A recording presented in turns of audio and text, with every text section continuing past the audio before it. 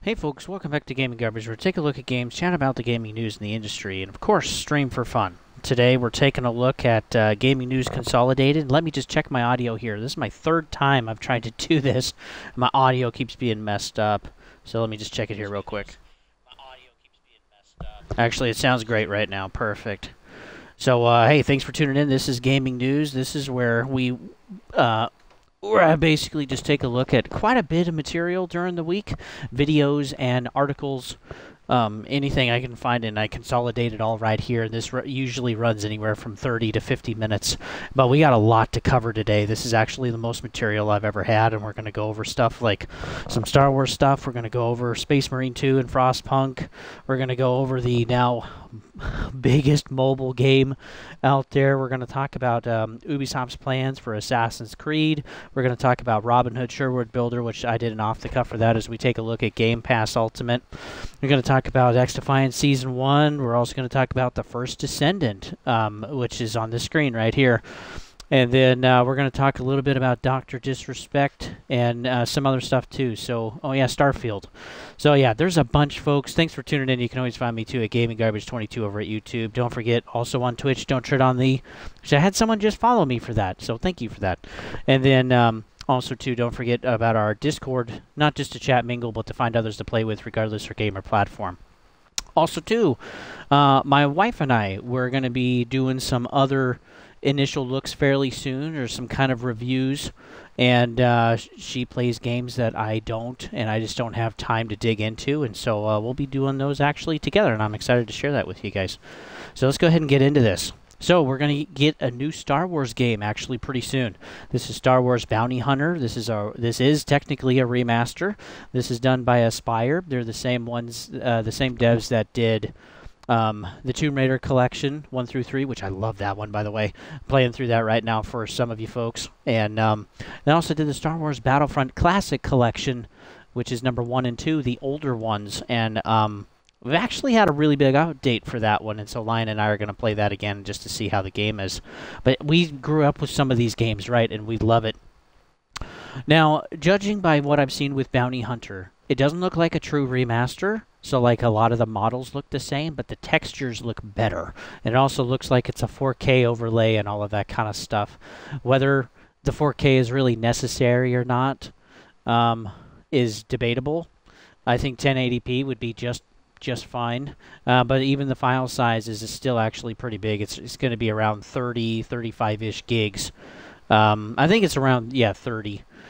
But this too is going to be $30. If you're interested, you can check out your store right now. They're running a pre-order promotional sale on it of 10% off, so you can get like $3 off. Get it for $27 instead. But yeah, this is going to be just another game that we've had from Aspyr, but I kind of feel bad for Aspyr too, because some of these games don't feel ready, and I don't think it's their fault. I think it's the publisher. And Aspyr is still owned by Embracer Group.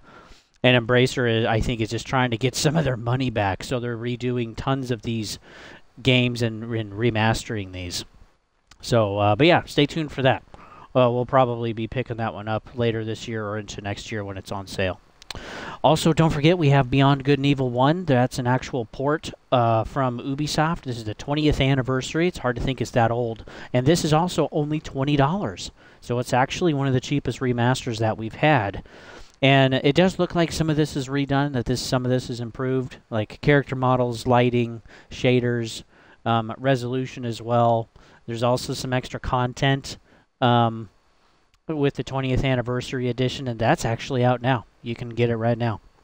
We were also assured by Ubisoft that Good and Evil 2 is still coming. Now, this makes it 15 years in the making, and the longest developed game now in the history of gaming. So we've had Skull and Bones, which was 13 years. We've had Duke Nukem Forever, which was 14 years, and now Good and Evil 2 at 15 years and beyond. I mean, is this game ever going to come out? I have no idea. We better see something at Game Awards or this year or something definitely by next year. Otherwise, it's just seems like a game that's never going to happen. So, yeah, that'll be interesting. So stay tuned for that. Anything I find out on that, I will let you guys know. Next on to Space Marine 2. They were having a beta test, but now that's canceled. The reason is they want to make sure that they have enough time to polish the game. And it does worry me a little bit because while making a beta test isn't necessarily as much, of course, as making an entire game, it still does take some resources and time away, and even though it's kind of a minimal amount, they feel like they need that amount of time to continue to improve and polish the game and make it as good as they can.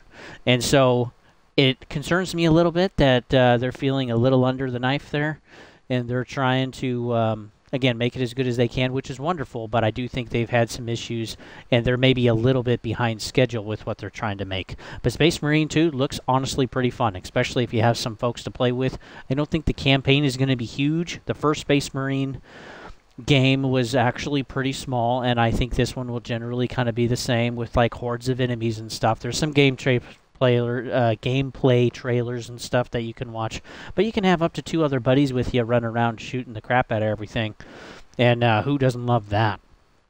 But it does make me wonder too that while the beta test is canceled, is it going to be enough time? Are we actually going to see a delay? I'm not entirely sure. So if you did sign up for the beta at launch, you do get a special bolt gun skin, and it's just for you guys that actually signed up for the beta, so you'll be getting that at launch. Next, we got to talk about another game that actually is delayed. This is Frostpunk 2, and this was supposed to come out this month in July, but now it's coming out September 20th. And again, they're just having some trouble. They're actually wanting to launch this. This was considered earlier to maybe be a PC and console launch. Now this is just going to be console only. And they're still kind of having some issues actually getting it out the door. But they've had some testers test their game. They've gotten feedback, and they want to fix and improve those things to really have the best launch that we have, that they can have. And I think, too, this is indicating that studios and publishers are starting to understand that there's not as much money coming into the gaming industry as there used to be. And then, too, there's the games need to be good. They can't be buggy. They can't have crappy servers at launch, all of that stuff. And everybody knows that we've been having layoffs now for 2 years. We've had closures, and we've had a lot of canceled games. I mean, Embracer themselves almost had 30 games that were canceled, which is just crazy. That's just crazy. We've also had quite a few games that didn't last very long. Lasted maybe a month or a few months, and they're done. There's just nobody playing those games anymore. We've also seen, too, a lot more remakes and remasters. And so it is curious to me. It's just like, companies are trying to make money, and they are feeling pain. So, I mean, if you want to vote with your money and affect the industry probably the most in your lifetime, I would think now would be the time to do it. And even with something like the first Descendant, I think we'll continue to see more free-to-play models. But yeah, I think it's good that finally the free money is over, and the gaming companies, they have to earn it now. And I think they're starting to understand that. Next, let's talk about the biggest mobile game launch in history. This is Dungeon and Fighter Mobile. This was just launched in China. This is made by Tencent and Nexon. And what's crazy is, while the game actually does look pretty good for a mobile game, kind of like a side-scroller, real-time combat strategy, maybe even some RPG elements, Super Nintendo graphics, kind of on that level, so it'll run on everything. Guess how much it made in its first month? Just in China. Remember, it's not released to everybody else, just Chinese. It made $270 million in 30 days. I can't even imagine. And this, too, is a free-to-play game. If we extrapolate that out, this is a $3 billion a year game. And the Chinese are super enjoying it. Imagine if this was actually worldwide.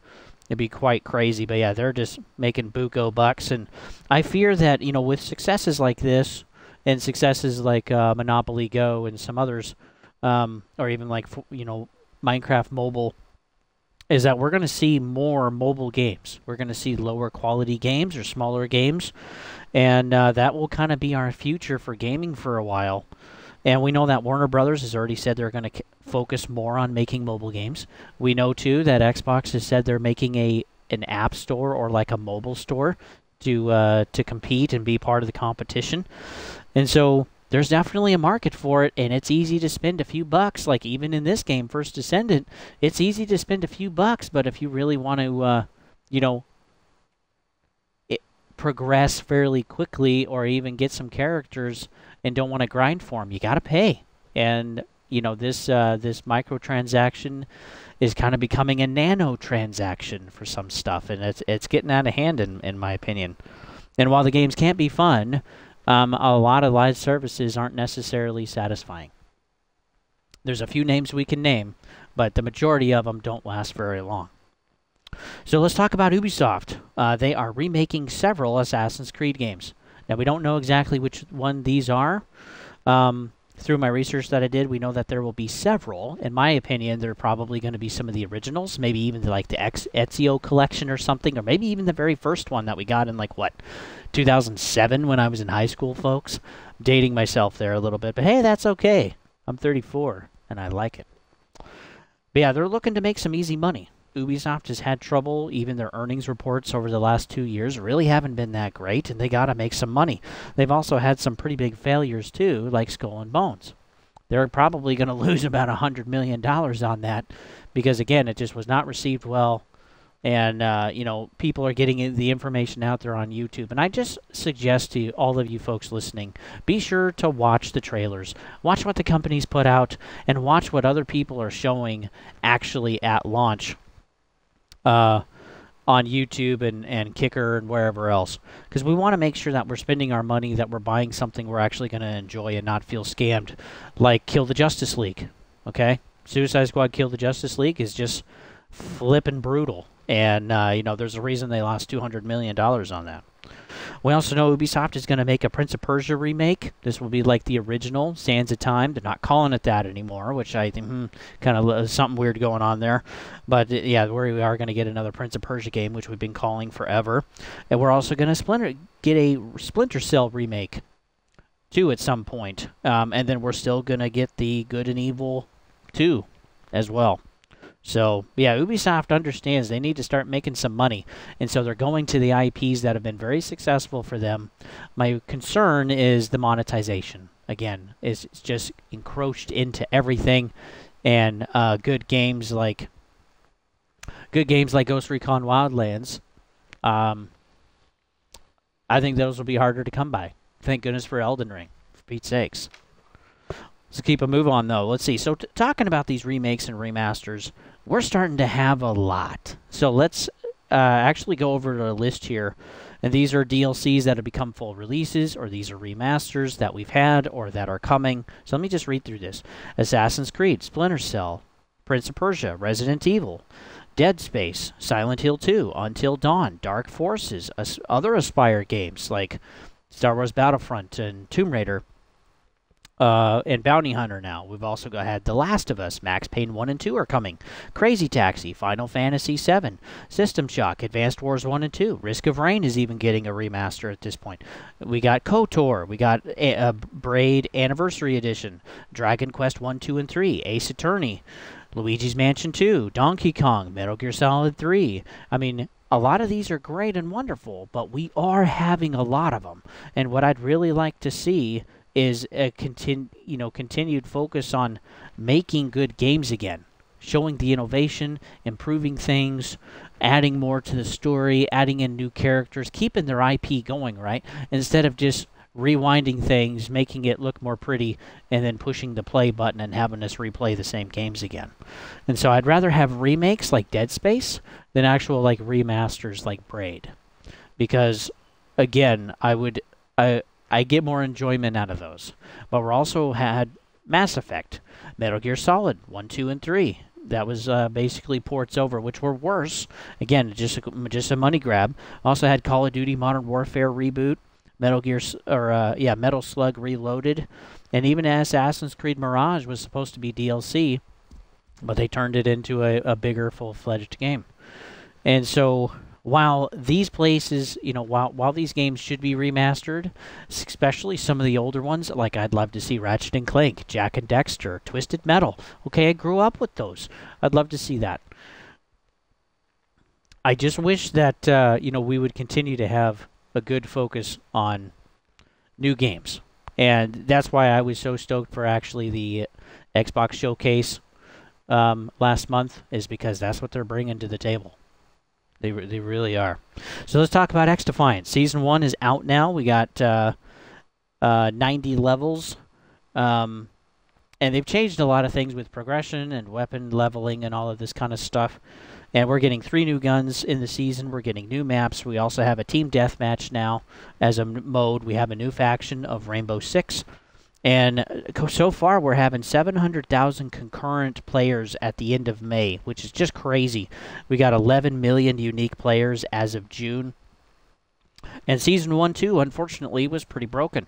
And so the audio issues they've already fixed, but there's still like skill glitches, and PlayStation players too are really struggling with frame rate drops during the gameplay, and they'll happen right in the middle of combat, and just there's nothing they can do about it. And we're not talking just a little bit, we're talking like cut by half, which is really bad, because that's definitely going to be very frustrating during combat. So this is a free-to-play game. It is fun. I enjoy playing it with other people when I can, and there's no skill-based matchmaking. And it does have also limited aim assist, so if you're not very good and don't want to improve, that's okay. Ruben has even just said, look, play another game. Okay, they know who their audience is, and that's who they're building the game for. And I wish we could have more lead developers like that.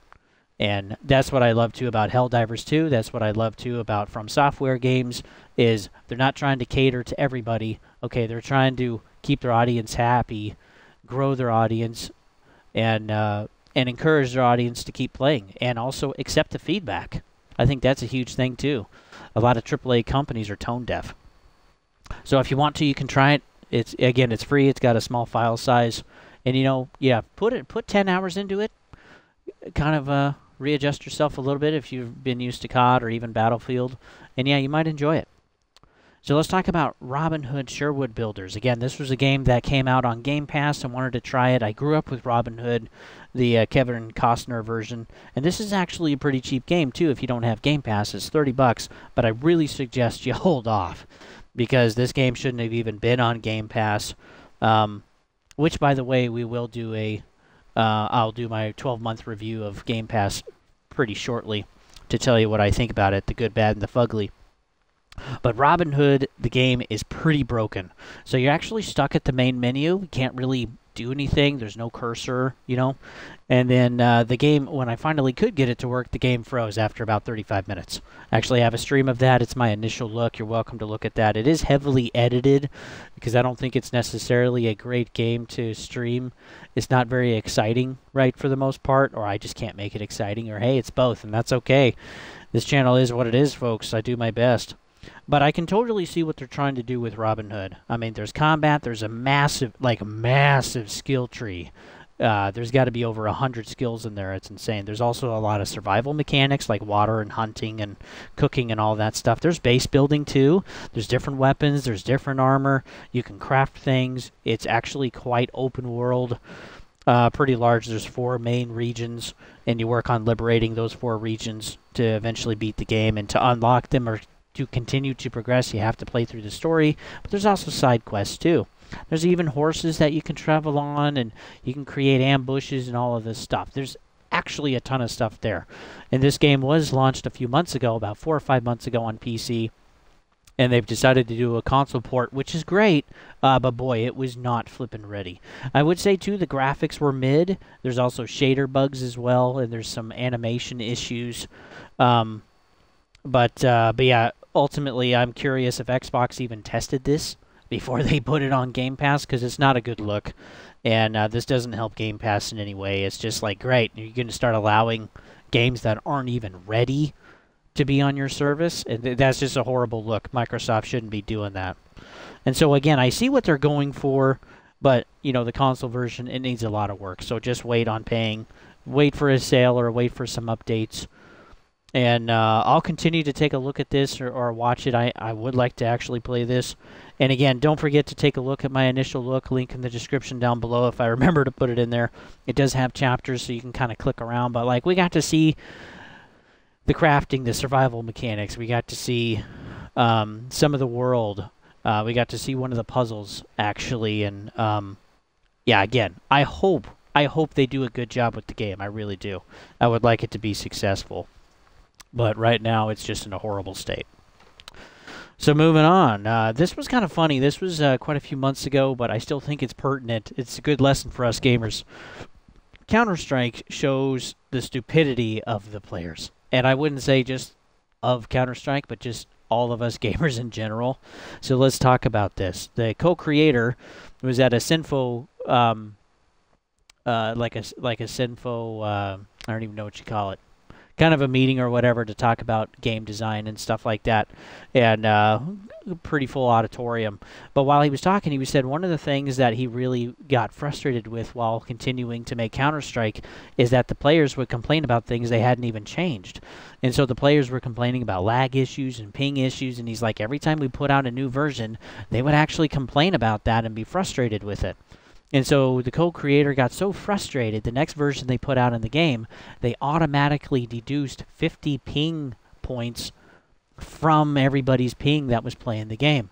And then everybody, so like if you had 100, you now had 50. And everybody, all of the players were like, wow, this game is amazing, it's great, I don't have lag issues. But all they changed was what the ping was represented as, which is pretty insane.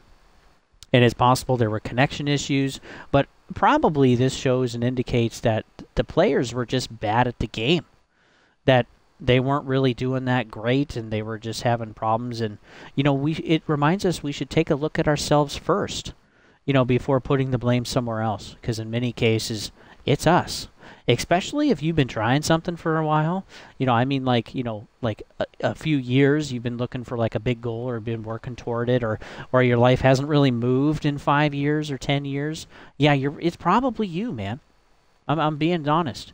It's probably you. And so this is just a good example of just, we have an idea of how things are, but that's not reality. And a lot of times it's us. And so we should remember that. So let's talk about Dr. Disrespect. Now, I'm not going to go into what happened. Okay, there's plenty of all that out there. But I think it's important to talk about this as an example of what's going to happen, okay? And we all have decisions to make on how we live our lives and how we interact with people. But the world is pretty unforgiving. And so let's talk about this. So Doc has basically lost every single partnership he ever had. So he's been demonetized on YouTube. He continues to have his ban on Twitch and any future content.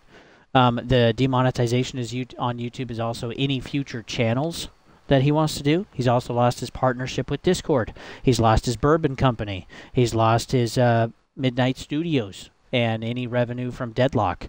He's also lost his partnership with Turtle Beach. So he's lost a ton. He's basically lost everything in a week. Also, he's lost basically all of his friends. He's lost Nick Merckx, Tim the Tapman, and Zlancer. Zlancer. Am I saying that right?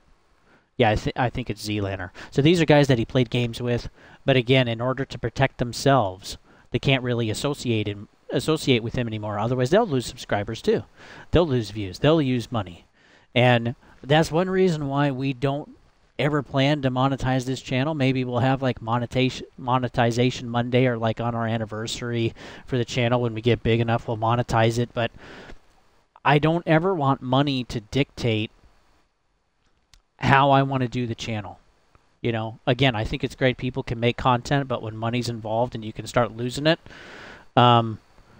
it can be pretty brutal. And like that's what all of these companies are looking at. YouTube, Discord, Bourbon Company, Midnight Studios, Turtle Beach. They're like, well, hey, if we continue to support this guy in any way, we'll lose money too. So I don't see this as people deciding to change things because of a moral or ethical standpoint, even though that's what they're saying. I think, again, it all comes down to possibly losing money, continuing to associate with Dr. Disrespect. And I absolutely don't accept what he did. I totally don't. But, like, this is a good example, a good lesson to know that it's like, depending on what you do, folks, it has really far-reaching effects. Again, this is something that happened 7 years ago, and the Twitch ban was 4 years ago. And it's still coming back to haunt him. And so we should really be careful with what we do and with how we do it and who's involved.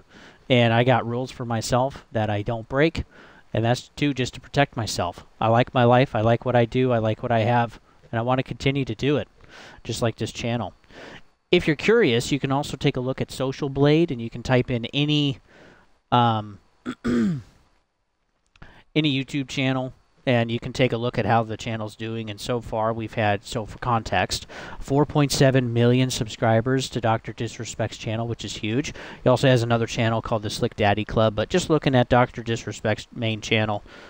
For the gaming industry side of things, and for gaming content, roughly 5% of all subscribers are actually focused on content or whatever. They're actually active for the channel. Sorry, folks, I'm just being distracted a little bit. So if we take that 10% rule, then we're looking at there's 470,000 active subs that watches content and stuff, and so far in just 1 week he's lost 80,000, and that's about 17% of his active subs. So he's lost a lot. He's already been demonetized. He's also lost total views as well. But yeah, he's going to have trouble making any future money with anything related to gaming unless he wants to get another job or whatever, and he should have enough money left over with the tens of millions he's already made. But yeah, we'll have to see. But yeah, again, just be careful with what you do, folks. Okay, something can seem innocent, and anything that is through a network or through a phone or through a console or streamed, none of it is private. Ever. None of it is private. A piece of paper is now more private than almost anything we use today. But yeah, again, just be careful with what you do and have rules to protect yourself. And that's really important. So let's take a look at First Descendant. This is out on July 2nd. And so it's been out for about a week. And how's it going? Well, it's a free-to-play game. It's a lot like Destiny, Anthem, Warframe, The Division, Outriders. It's kind of all consolidated in together. In my opinion, it's very much like Outriders. It plays the same. It has the same open regions and areas and the progression and the leveling up and all of that stuff. The only thing that's different between those two is the monetization. Outriders, you just pay for the game outright, and for the First Descendant, it's free to play and heavily monetized. So let's dig into some of that. So the gameplay is fun. It runs well. Again, you have these open regions. It's not like a true open world, kind of like Destiny, where it's like you go from planet to planet and there's some loading screens. But overall, the story is actually fairly boring, and the missions and gameplay are pretty repetitive. Well, let me say really repetitive, just in my opinion. The microtransactions, too, are pretty insane. 500 caliber, which is the in-game currency that you pay for, is $10 a piece. So if you want 1,000 caliber, you need $20 just to be able to have that. What is nice is that the guns are free, but again, they want you to have more things to, you know, gussy up and cosmetify and all of that stuff. So like the skins, a lot of the materials, a lot of the Descendants and characters too, they all can cost money. Now the Descendants, and maybe even some of the skins you can work toward, or you can work through some missions, and so you don't have to necessarily pay for them. But again, otherwise, if you actually plan on playing this for free or for under $50, there is so much of the game that you're going to just continue to grind for, and grind and grind and grind and grind. And with the repetitiveness of the gameplay and the boringness of the story and horrible voice acting in most cases, it's going to suck. Like, you are not going to want to play this game after 25 or 30 hours for most of, for most of us. And I've already had some comments on my channel too, because I did an initial look at gameplay for this, and I also did another video just for the monetization. And I've already had some people, at least one person comment so far that it's like, yeah, I can't continue to play this. It's boring. It's so heavily monetized. It is hard for me to want to continue to play because I can see what they're doing and where they're going with this. So there's also 3 currencies in the game. So there's caliber, we've already mentioned. There's also bonus coin, which you still have to pay for, or actually pay for the season pass. And then there's research, which research is earned doing missions and that kind of thing. But again, even if you had $100, that's 5,000 caliber, and there's several bundles out there that are $5,000, 3,000, 5,000 caliber. It's a ton of money, and so I really see $100 could go actually pretty quick, unless you want to grind for stuff. And I don't think every Descendant you can even grind for anyway. You would just have to pay for them outright. And for something like this game will have you, of course, the best stuff, the beefiest things, the most coolest skins all of that's going to be paid for. You're going to have to pay for it. And again, I understand it's a free-to-play game, but I also don't think free-to-play games have to be that scammy to just break you down and eventually just get you to pay stuff. And again, too, with the material, it's going to be quite rare to actually get the material that you need to continue to level up and continue to progress in the game. Eventually, you're just going to pay for it. So if you're curious, link in the description below for those videos if you'd like to watch them yourself. And honestly, if you're playing, what do you think? Do you actually like it? And if you do, that's okay. Keep playing.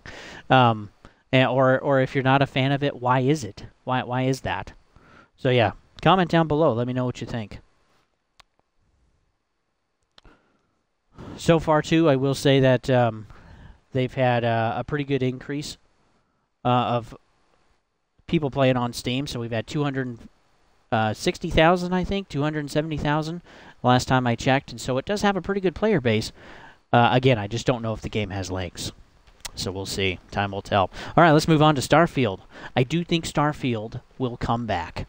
And because of two reasons. Mods and official DLCs from Bethesda. So, let's dig into the official DLCs. So, we know we have Shattered Space coming. That's coming later this year, and this is actually going to be a pretty big DLC. Even looks like a new area to explore in the world, which is cool. And during an interview with MrMattyPlays, Todd Howard explained, well, they're continuing to make content officially for Starfield. So all we had was just that was just going to be one DLC, but Starfield has done well enough and also continues to have enough players that they're going to keep making content for the game. Todd Howard did also say during the interview that they feel like they ended too quickly on Fallout 4, and they wish now that they actually had have kept that going and kept supporting the game like they have others. And they plan to do the same with Starfield. So we're looking at like a 10-year roadmap now, maybe even more than that. And while I don't think Bethesda is perfect, I generally really enjoy their games. Most of us do. And the reason a lot of us complain about Starfield or issues that it has is because we have enjoyed a lot of the stuff that Bethesda has put out. So keep making your voices heard, okay? Because Todd is still listening. Todd is still going to be, doing some things and still wants to hear that feedback. And he's got a thick skin, so he can, he said that too during the interview. You can scream as loud and proud as you want for particular stuff. But yeah, don't forget that, Todd Howard and Bethesda is one of the studios that actually listens to their player base. Again, do they do everything perfectly? No, they're human, just like us. And I think we should remember that. But we should appreciate what Todd Howard has done with Bethesda over the last, 30-year track record. It's been pretty amazing. I don't think it's quite 30 years yet. Maybe 20 years. So let's look into some of the mods. And Starfield is going to have one advantage all of the other Bethesda games don't. And that's a 100 gigabyte partition just for mods. So some of these mods can actually get pretty dang big. Your overall file size for Starfield can get pretty dang big, depending on how many mods you want to download. So what I appreciate about Starfield is that it's the largest blank canvas for a video game we've ever had. And again, Starfield itself, there are dozens and dozens of hours of play. You can focus or not focus on what you want, and you're still going to have dozens of hours to play. And, for $70, it's a pretty good game. But I think the potential is there for the mods to really be pretty amazing. Because there's 900 planets that are untouched out there, which is crazy. And so we'll see what the community does. And with the ability to make all the way up to, 50 or 100 gigs for a particular mod, just the sky is the flippin' limit, folks, for what people can potentially build. And I think we'll see some pretty big teams, too. Like one of the updates we got to hear about, which extremely ambitious, we'll have to see.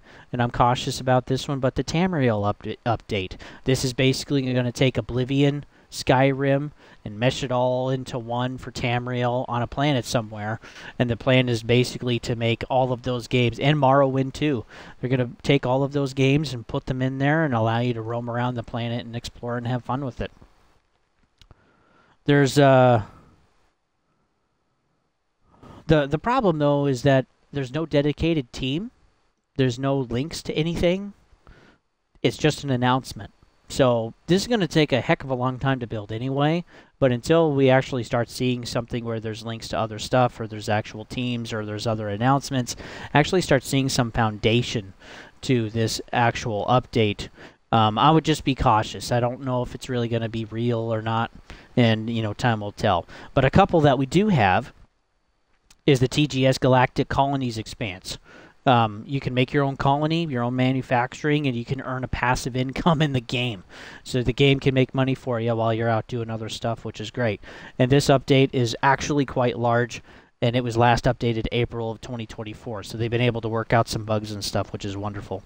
There's also the Galactic Civil War conversion. This is all Star Wars of the Empire versus Rebels. And it changes every single NPC and you into a Star Wars character. So there's stormtroopers around, there's also like the cantina aliens and stuff, and there's other types of bounty hunters and whatever. You can even play as the Mandalorian. You can also play as a stormtrooper. From what it looked like, one of the shops actually had a piece of stormtrooper armor that it looked like you could buy in there. And again, it's all Star Wars weapons. All of the equipment and gear and all of the ships are all Star Wars. It looks sweet. And I seriously want to get my hands on that. I'm so excited for that. And this was last updated September of 2023. So this one was already ready to go as soon as Starfield launched. But now, mods that we're used to, like with Fallout 4, they can get so much bigger. And the teams can get also so much bigger. And I think it's cool that modders can actually start earning money now. Whether it's for Skyrim, whether it's for Fallout 76 maybe, or whether it's for Starfield, wherever these mods are, is that people can actually start earning mods. And I think having more brains and more people working on expanding the content for a game is wonderful. I agree. I think the games should be complete from Bethesda while they're launched, and I think some certain features should be there like they've had in their previous games, but I don't feel like Starfield, while it was missing key features, was an incomplete game. I think it was there, and I think too that, again, I think there should have been vehicles, but they've never had vehicles before, and so they're learning as a company. Now, you can have a different opinion, and that's what it is, folks. Our opinions are what they are, and we can respect them. And if you don't want to, hey, link it, comment away, baby. I'm good for it. I'll read them, and I'll give you a heart anyway. But I do think modding can really change the environment for us. I think, with just some games, they can get so much bigger. They can have support for over a decade or for decades even, depending on the community. And imagine if this was capable with other publishers. Like, imagine this level of modding and availability for PC and console, like with Halo, The Division, Red Dead, Stardew, Subnautica, Star Wars Battlefront, Need for Speed, even Call of Duty or COD Zombies. What about 7 Days to Die? What about, just think of the amount of passion that could be poured into those games and those IPs, and I think it would be amazing. And too, for people to be passionate about something and actually earn a little coin on the side, I think that's great. I really think that's great. I think it continues to build a better community. And instead of just one company making all of the content, you can now have the potentially thousands of people or tens of thousands of people making content and keeping the game supported. So the AAAs can work on making a foundational game with plenty of open canvas for people to paint on and work on and whatever, and then the mods can start flooding in and make the game so much more better than what was ever possible with the AAA studio. And I would love to actually see that. I think, too, ultimately, if, with enough decades to pass, I think ultimately we could see, like, the Oasis from Ready Player One. If you've never seen the movie, I suggest you enjoy it if you're a gamer. It's a wonderful movie. But, yeah, if we have something like the Oasis where there's a foundational thing and then the mods are so big, they're whole planets, okay, they're whole, like, different games and stuff, and, again, all content created. I think eventually we could get there. That could be made by Steam. That could be made by Sony. That could be made by Microsoft at some point. I think that is eventually coming in our future. How soon? Probably not until decades from now. Okay, it'll take a long time, but I could see that as a possible future because the possibility of just the whole modding community is, again, sky's the limit. So I think that's exciting. So let's go ahead and take a look at games coming out this month. Again, we do this at the beginning of every month. And, we got the first Descendant July 2nd. That's a free-to-play one. That one's already out. We also got Season 1 for X-Defiant, and they're working on fixing those bugs. We also have Bleach Brave Souls. That's July 11th. Darkest Dungeon 2 is July 15th. We also have Flintlock, which we'll be showing here on the channel on July 18th, and also Nintendo World Champions NES edition for the Switch. That will be coming too. And one more thing I did want to talk about is that Xbox looks like they're going to be having more layoffs. So we'll continue to keep you updated here about that. But we had a tweet from Jessa Birdie while she was on vacation. She found out her job was eliminated. So what a crappy way to find out. That's awful. And we also got a tweet from Tom Warren, who works for The Verge, saying that he's heard pretty definitively that there are more layoffs coming later in the year. So with that, folks, hopefully you guys are doing well and beating the heat. Oh my word, I am certainly trying. Me and my family, we're trying to do that. But hopefully you guys are doing well. And with that, again, don't forget to like and sub, share, especially share, folks. I'd like to see my share numbers actually go up. And again, if you enjoy the content or even don't enjoy the content, hey, leave a chat, leave a comment in the bottom, and hey, we'll see you guys on the next one.